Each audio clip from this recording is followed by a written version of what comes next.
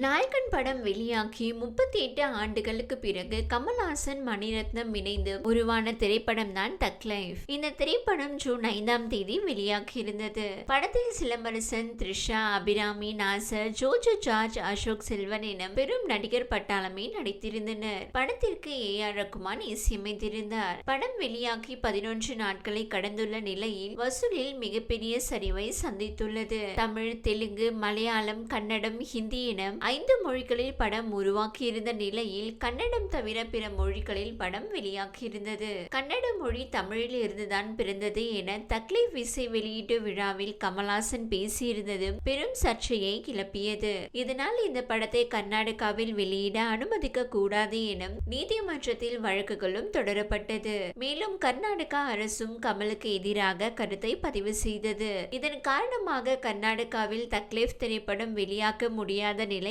ஏற்பட்டது.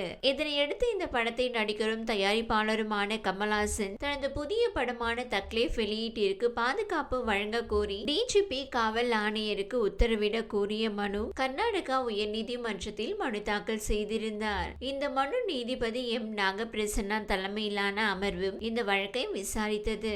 அப்போது கமல்ஹாசனை கடுமையாக கண்டித்த நீதிபதி கன்னட மொழி தொடர்பாக கமல் கருத்து தெரிவித்துள்ளார். அவர் வரலாற்று ஆய்வாளரா? கன்னட மக்களின் மனம் புண்படுகிறது. கமல் மன்னிப்பு கேட்க வேண்டும். மன்னிப்பு கேட்டால் படத்தை ரிலீஸ் செய்வதற்கு பாதுகாப்பு வழங்குவது குறித்து பரிசீலிக்கப்படும் என தெரிவித்தார். கன்னடம் தமிழில் இருந்து பிறந்தது என கூற கமல் வரலாற்று ஆய்வாளரா? ராஜகோபாலாச்சாரி கூட மன்னிப்பு கேட்டார். இன்றைய பதற்றமான நிலைக்கு நீங்களே காரணம். ஆனால் மன்னிப்பு கேட்காமல் அலட்சியம் காட்டுகிறீர்கள் என நீதிபதி கேள்வி எழுப்பியிருந்தார். இதனையடுத்து கமல் விளக்கமளித்து கடிதமளித்த நிலையில் அதில் மன்னிப்பு என்ற வார்த்தையே இல்லையே என நீதிபதி கூறியிருந்தார். இதனைத் தொடர்ந்து நடைபெற்ற வழக்கு விவாதத்தின் போது கர்நாடகாவில் தக் லைஃப் திரைப்படம் வெளியிடப்படாது என கமல் தரப்பு தெரிவித்திருந்தது.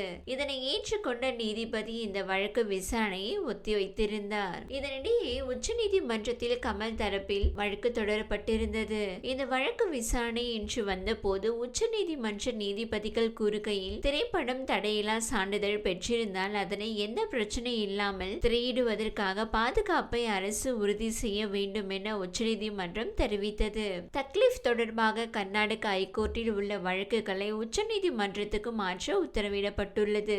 24 மணி நேரத்திற்குள் பதிலளிக்க கர்நாடக அரசுக்கு உச்சநீதிமன்றம் உத்தரவிட்ட நீதிபதிகள் கன்னட மொழி குறித்து கமல்ஹாசன் தெரிவித்த கருத்துக்கு மன்னிப்பு கோர வேண்டும் என கர்நாடகா உயர்நீதிமன்றம் உத்தரவிட முடியாது. உயர்நீதிமன்றம் எப்படி கூறலாம் என உச்சநீதிமன்றம் கேள்வி எழுப்பியுள்ளது. தணிக்கை சான்றிதழ் பெற்ற எந்த படமாக இருந்தாலும் அது வெளியாவதை தடுக்க முடியாது.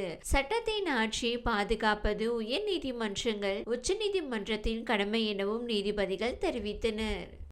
இந்த வீடியோ உங்களுக்கு பிடித்திருந்தால் லைக் செய்யுங்க. மேலும் இதுபோல் வீடியோ தொடர்ந்து பார்க்க நம்ம ஒரு சேனலை சப்ஸ்கிரைப் மற்றும் ஃபாலோ செய்யுங்க.